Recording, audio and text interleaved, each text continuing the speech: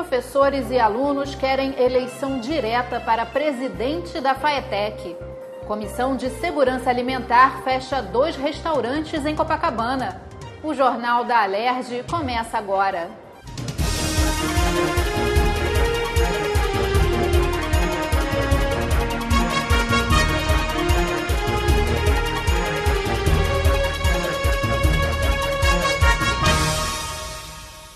Boa noite. A Comissão de Segurança Alimentar interditou mais 2 restaurantes na orla de Copacabana, zona sul do Rio, nesta quarta-feira. A ação foi em conjunto com a Vigilância Sanitária, depois de denúncias recebidas pelo Disque Segurança Alimentar da Alerj. O restaurante Mabes, que fica localizado na Avenida Atlântica, em Copacabana, foi fechado por tempo indeterminado e só poderá ser reaberto depois de cumprir as obrigações determinadas pelos fiscais da Vigilância Sanitária, principalmente limpeza do ambiente, equipamentos e utensílios. Durante a vistoria, foram encontradas diversas irregularidades, como alimentos mal acondicionados, esgoto na entrada da cozinha, freezer enferrujado, pisos e prateleiras para restaurar e produtos sem identificação e a devida proteção. O restaurante Mabes recebeu 2 multas no valor de R$ 1.506, uma por falta de higiene e outra por alimentos impróprios para consumo. Cerca de 50 quilos de alimentos foram inutilizados. O local também apresentava excesso de engorduramento e fiação exposta, inclusive com risco de incêndio. A princípio, eles teriam que fazer essa higienização, essa limpeza geral na cozinha, né? Tem um ponto também na entrada da cozinha, uma tubulação de esgoto, provavelmente das pias da cozinha, que tem um acúmulo de água. Está colocado um tapete em cima que eles terão que necessariamente reparar isso para a reabertura, para a desinterdição. Um banheiro que está sendo reparado, isso aí eles vão ter um tempo maior, desde que fique absolutamente isolado do manuseio, da manipulação de alimentos, né, para não haver provável contaminação. A deputada Lucinha destacou a importância da participação popular no trabalho da Comissão de Segurança Alimentar da Alerj. A fiscalização só aconteceu por causa de denúncias feitas através do Disque Segurança Alimentar da casa. Qualquer problema que se tenha, em decorrência da mal higienização dos alimentos, ou que tenha, porventura, indício de algum tipo de uma irregularidade, se os alimentos estão com a data de validade no tempo correto, se a refrigeração está correta, isso tudo é observado pela própria população, através dessa lei que foi aprovada na Alerj. Como também agora tem uma lei que foi aprovada na Alerj, que no cupom fiscal, né, você tem lá o número do Alô Alerj de Segurança Alimentar. Então eu espero que a partir de hoje a população participe mais. Esse vai ser mais um restaurante interditado devido à falta de condições para funcionar. No restaurante Meia Pataca foram inutilizados cerca de 30 quilos de alimentos. O estabelecimento também recebeu 2 multas por falta de higiene e alimentos impróprios para consumo. Entre as principais irregularidades encontradas estão alimentos com a data de validade vencida, falhas estruturais e falta de limpeza na câmara de refrigeração. Os frios estavam sendo fatiados em um depósito sujo e a carne estava sendo salgada de molho em um galão plástico impróprio. A parte onde os trabalhadores teriam que trocar de roupa é insuportável, é um ruído infernal. Existe um sistema de exaustão que é da década de 50, que faz um barulho imenso e que não poderia mais estar sendo utilizado. E esse restaurante aqui, ele tem um problema grave, que é a questão do funcionário não ter um local para ele poder utilizar como banheiro. O que a fiscalização sanitária irá proceder aqui é um laudo de vistoria que já está sendo realizado, interditar por tempo indeterminado, até que ele venha resolver a questão da pia, do alimento com data vencida, da deteriorização em relação à questão dos utensílios e outras coisas mais. A Comissão de Educação da Alerj realizou uma audiência pública na Faetec, em Marechal Hermes, para ouvir reivindicações de alunos e professores. Eles pedem eleição direta para a presidência da instituição. O presidente da comissão, Conte Bittencourt, prometeu atuar junto ao governo do estado para que a reivindicação seja aceita. Isso não é um movimento fácil. É um movimento que, por mais que a Assembleia e a Comissão de Educação se movimente favorável a ele, é uma prerrogativa do governador, né, do governador eleito, a nomeação do presidente da Fundação Faetec. Mas vamos aprofundar esse debate. Eu acho que esse movimento todo levantou essa bandeira de luta, né? Eleição direta para presidente de FATEC. Em greve há 2 meses, professores, alunos e representantes dos funcionários terceirizados reclamaram da atual situação do ensino técnico estadual. Falta de alimentação, excesso de alunos em sala de aula, terceirizados que não recebem há 5 meses e não têm condições de se deslocarem para o trabalho. Os laboratórios estão ultrapassados, com equipamentos antigos. Só que eu não posso usar um torno de 1950 do pós-guerra que não tem segurança nenhuma. O torno que eu faço mecânica, o torno que eu uso não tem segurança nenhuma. Eu não tenho equipamento de segurança também. Além da falta de segurança do torno, da máquina, também tem falta de segurança por equipamentos que a gente não recebe. A gente quer transparência. Para onde foi o dinheiro? Como que a gente vai resolver uma coisa que a gente não sabe com tanta clareza? O que aconteceu com as verbas que não foram repassadas? Como que a gente vai resolver algo que precisa de equipamento, de infraestrutura, se não tem verba, entendeu? Então, é isso que a gente está lutando, é por isso que a gente está fazendo ocupação. Então, a gente só quer transparência e quer a solução do porquê, entendeu? Está acontecendo tudo isso, por que não resolver? Os alunos também reivindicam o passe livre no transporte municipal e estadual. Que as salas de aula tenham ar-condicionado em funcionamento, além da limpeza do campus, que não tem sido feita. Recentemente, alunos da escola Oscar Tenório levaram um susto. Foi encontrada uma cobra dentro da sala de aula e estima-se que tenham mais 10 cobras em volta da escola. Porque a cobra que foi encontrada lá era filhote e ainda tem que encontrar a cobra mãe e encontrar os outros filhotes, porque provavelmente deu cria. Os funcionários terceirizados também passam por dificuldades. O atraso de salário, vale transporte e refeição chega a 5 meses. E as cobranças pelas chefias são grandes. Estamos há 4 meses sem receber. Ninguém vive sem salário. Ninguém aqui é escravo para trabalhar de graça. Queremos uma resposta urgente do governo. Quando sai o nosso salário? Os pontos estão sendo levados por falta de dinheiro de passagem, porque não recebemos salário, não recebemos ticket, não recebemos passagem, como ficamos? Professores e alunos criticaram o ex-presidente da FATEC e atual secretário de Educação, Wagner Victor, por falta de diálogo. Dentre as reivindicações entregues à Comissão de Educação, eles pedem reformas em prédios sem condições de uso, normalização do pagamento aos terceirizados, ensino de qualidade e uma alimentação adequada. A comissão quer ouvir o secretário de Ciência e Tecnologia, Gustavo Tutuca. Uma reunião com a presença do secretário, presidente da FATEC, professores e funcionários e alunos para a gente discutir item por item da pauta.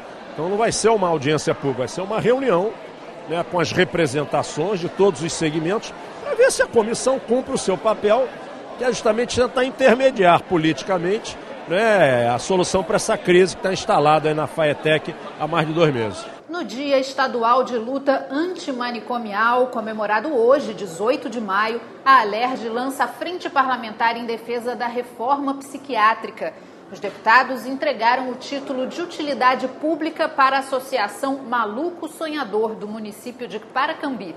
Criada em 2002, a associação, formada por pacientes, familiares e amigos da saúde mental de Paracambi, não tem muito o que comemorar. O presidente da instituição disse durante a solenidade que a entidade sobrevive hoje sem nenhum apoio do poder público e que faltam remédios controlados essenciais no tratamento dos pacientes, mas espera mudanças.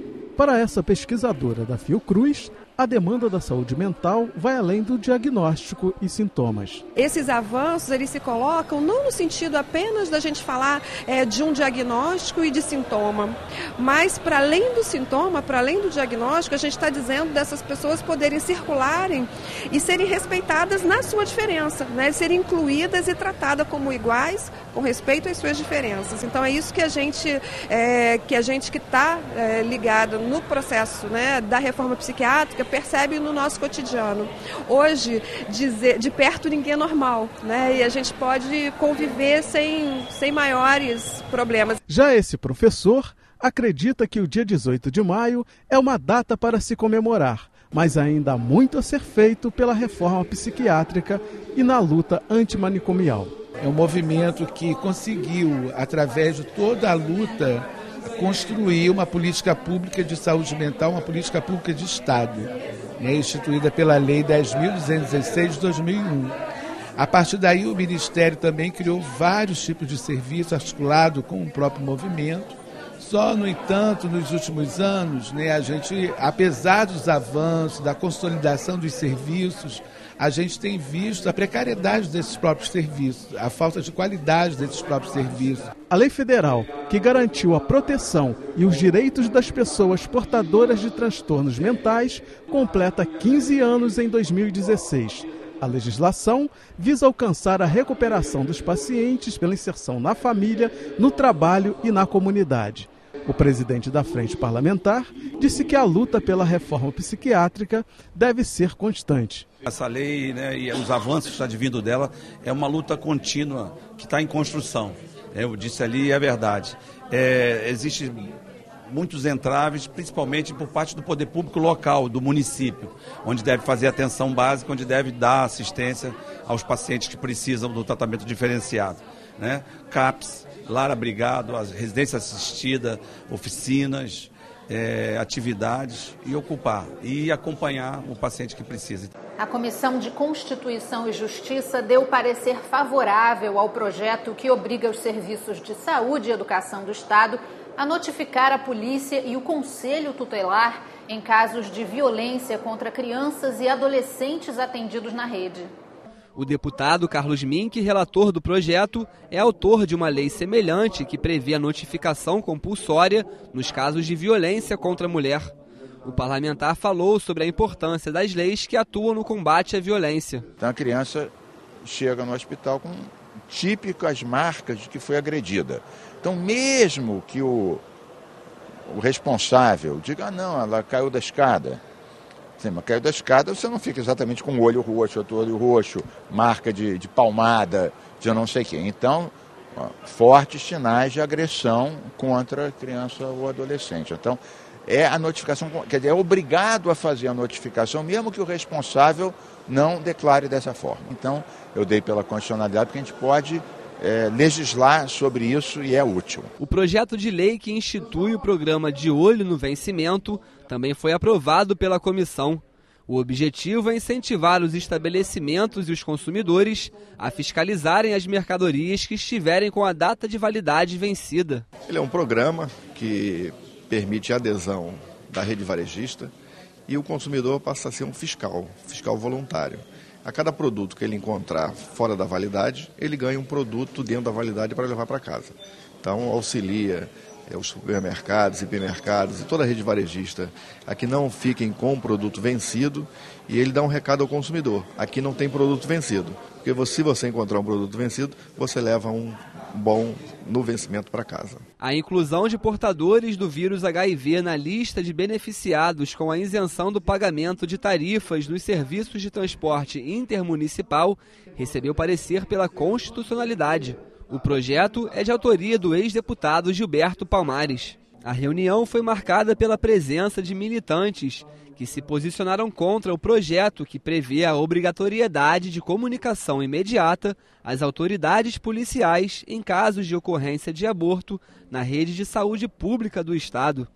Os deputados retiraram o projeto de pauta para aguardar a votação do relatório final de uma CPI que tratou do tema. Tem clínicas que fazem, clínicas ilegais, clandestinas, que fazem um aborto privado. Bom, essas obviamente não declaram nada para ninguém, porque estão ilegais. A lei federal diz em que casos pode ter o aborto legal. Então o que ele está querendo é que nesse caso seja declarado para a polícia, até o aborto espontâneo. Então uma mulher, por exemplo, que faz aborto espontâneo tem que declarar a polícia. Então o delegado vai abrir um procedimento, vai ouvi-la, que ela já está no constrangimento, perdeu o filho, então ainda vai ter que ir para a polícia. Quer dizer, transforma um caso de saúde num caso de polícia, com visível fim de constranger, até nos casos de aborto que a própria lei diz que o sistema único tem que praticar. O presidente da Alerj, deputado Jorge Pisciani, vai pedir ao governador em exercício, Francisco Dornelles, a nomeação em até 2 semanas de 300 guarda-vidas, aprovados em concurso. Pisciani se reuniu nesta quarta-feira com militares do Corpo de Bombeiros. Aprovados no concurso de 2015, os 300 guarda-vidas já estão realizando o curso de formação profissional há 8 meses. Para exercerem a profissão, eles precisam ser nomeados pelo governo do estado. O presidente da Alerj vai se reunir com o governador na próxima semana para solicitar a efetivação dos profissionais. Ele também destacou a importância da função dos guarda-vidas para o turismo do Rio de Janeiro. Na segunda-feira levarei ao governador, porque há um compromisso de contratação imediata. Hoje há falta de guarda-vidas, né, e é uma função extremamente importante nesse momento que se aproxima as Olimpíadas, que vamos aumentar muito o fluxo de turistas na cidade do Rio de Janeiro e que eu espero que seja um aumento continuado, que passe o ano das Olimpíadas, que aumente em 2017, que aumente em 2018, gerando emprego e renda para todo o estado do Rio de Janeiro. Com a nomeação dos guarda-vidas, o secretário de Defesa Civil, que também é comandante-geral do Corpo de Bombeiros, pode prorrogar por mais 2 anos o concurso para soldados combatentes e técnicos de enfermagem. A validade seria julho deste ano e ainda há 233 pessoas no cadastro de reserva que podem ser convocadas com a prorrogação. Já falei com o governador, que se sensibilizou e vai prorrogar o concurso, né? Isso não significa efetivamente que eles serão chamados imediatamente. Eu acho que seria uma inversão se nós homologássemos a prorrogação do concurso sem antes nomear aqueles que já estão, né, efetivamente cursando e precisam da nomeação do final do curso. Então, só para uma questão de justiça, a gente gostaria que primeiro houvesse a nomeação desses guarda-vidas e então depois a gente vai fazer a prorrogação do concurso, já que nós temos até o dia 3 de julho para fazê-lo. Já o líder do governo, o deputado Edson Albertassi, também vai cobrar do governo a nomeação de 284 oficiais de cartório aprovados em concurso. Mais de 700 pessoas conquistaram as vagas na Polícia Civil.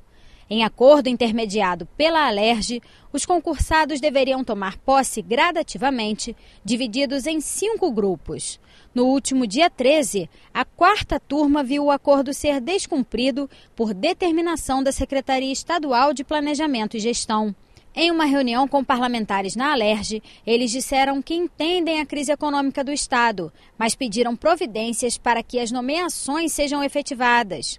Uma proposta alternativa também foi apresentada para garantir que o grupo seja convocado. A minha proposta é que é o meio termo da proposta do deputado Albertassi e a proposta da deputada Marta, que seria 45 dias por parte da deputada Marta, 90 dias por parte do deputado Albertassi. Nós colocaríamos 60 dias para nomeação e posse, e nesse lapso temporal, de hoje até os 60 dias para nomeação e posse, serem antecipados exames,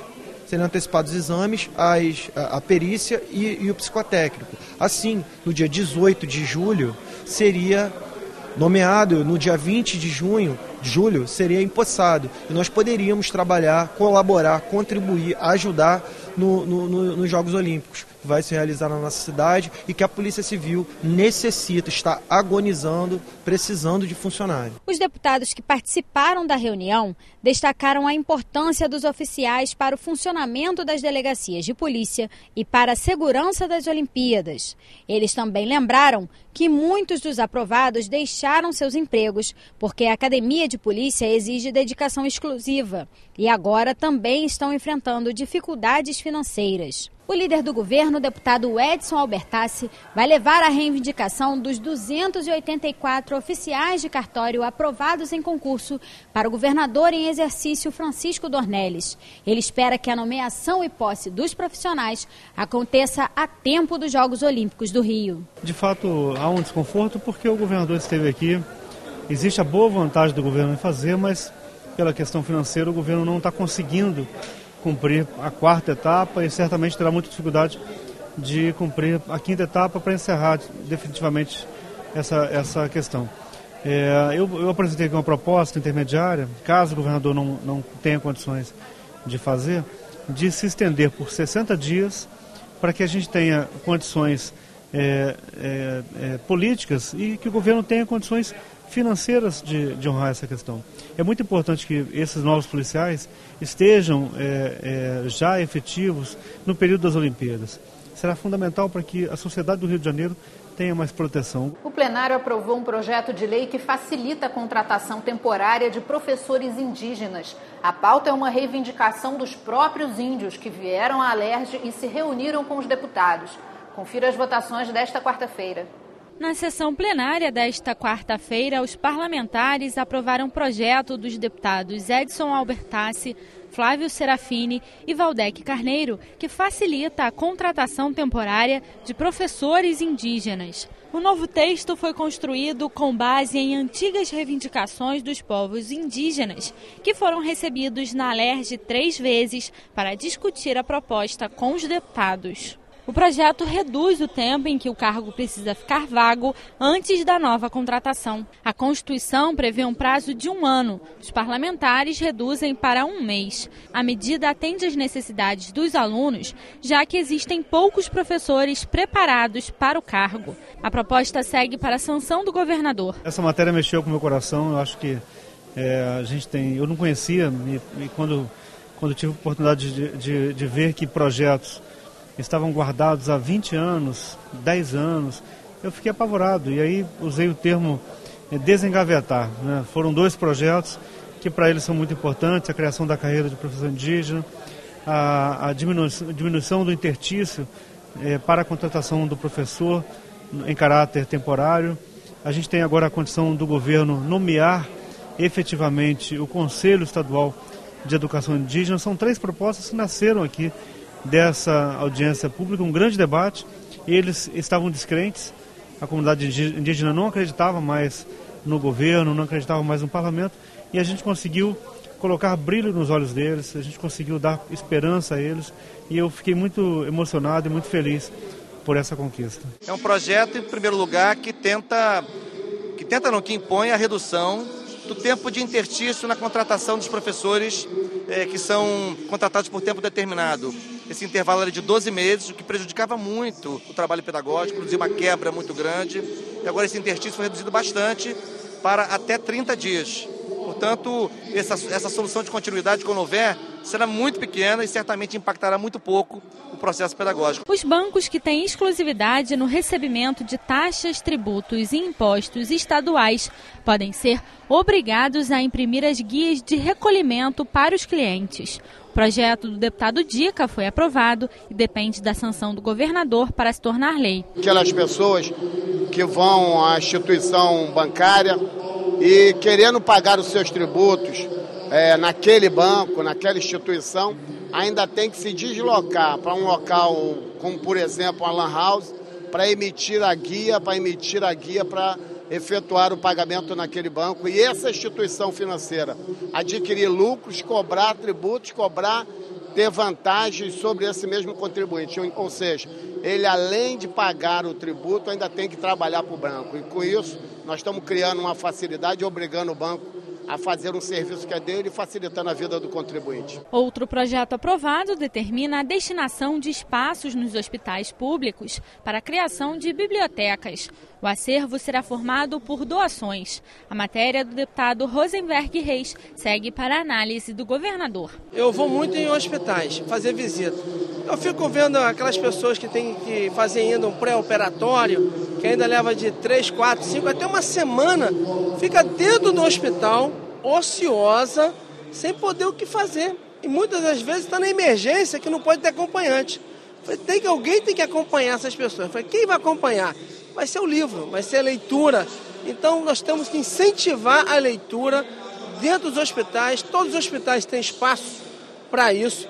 Não vai ter custo nenhum. Todo mundo na sua casa, eu faço um apelo aqui agora, que pega aquele livro que não está lendo mais, que já leu, que encaminhe agora os hospitais para as futuras novas bibliotecas, que, se Deus quiser, o governador vai sancionar essa lei, que é uma lei inteligente, é uma lei que tira a ociosidade daquelas pessoas e ainda aplica a leitura a todos que precisam, que a leitura é muito importante. Já o deputado Flávio Bolsonaro quer permitir que os servidores públicos ou militares possam ter a jornada de trabalho reduzida para cuidar de familiares com necessidades especiais permanentes. A proposta retorna ao plenário para a segunda discussão. Um direito ao servidor público de ter a sua jornada reduzida à metade, para que possa tomar conta, por aquela pessoa com deficiência pela qual ela é legalmente responsável. O Estado poderá ter um programa de microcrédito para pequenos produtores agrícolas, artesãos e microempreendedores individuais. Projeto dos deputados André Siciliano, André Lazzaroni, Edson Albertassi, Iranildo Campos e Paulo Ramos e dos deputados licenciados André Correia e Gustavo Tutuca foi aprovado e retorna ao plenário para nova votação. A venda de aparelhos que permitem a reativação de celulares, o chamado e-mail, vai depender da autorização da Polícia Civil. Quem descumprir a regra poderá ser punido. A matéria do deputado André Lazzaroni foi aprovada e retorna ao plenário para a segunda discussão. Esses aparelhos, para serem vendidos, terão que ter autorização da Polícia Civil e a Polícia Civil vai saber então quem tem esse aparelho para poder coibir esse tipo de ato criminoso que vem acontecendo, infelizmente, na nossa cidade, no nosso estado. Já o deputado Átila Nunes quer alterar a lei que reserva lugares nas salas de espetáculos para pessoas com deficiência. O objetivo é ampliar o benefício também para os estádios e ginásios poliesportivos. A proposta foi aprovada em primeira discussão. Na verdade, a gente quando pensa em deficiência, você pensa no ônibus, né, no transporte público, nas barcas e tal, mas você nunca pensa, por exemplo, no cinema. Raramente você pensa num estádio de futebol, agora com o negócio da Olimpíada. Você fica imaginando o seguinte, como é que um cadeirante chega para assistir uma competição. Então, o objetivo é esse, é você garantir a reserva de espaços para as pessoas com deficiência. Os eventos privados que contarem com segurança particular deverão divulgar informações sobre a empresa e seus vigilantes. Quem descumprir a regra poderá ser multado. O projeto da deputada Marta Rocha foi aprovado e precisa ser discutido mais uma vez pelo plenário. Se nós exigimos que o policial militar ostente um adesivo com seu nome e se exigimos que o policial civil porte, o seu distintivo, nada mais lógico e coerente do que exigir isso também das empresas. Então esse projeto ele tem a finalidade, em primeiro lugar, de dar transparência. O servidor da empresa privada de vigilância vai ter a sua tarja com seu nome e vai ser identificado. E, por outro lado, a gente vai coibir essa questão da vigilância clandestina. Este foi o Jornal da Alerj. Confira a nossa programação também pelo site e pelas redes sociais. Até amanhã. TV Alerj, o canal do povo fluminense.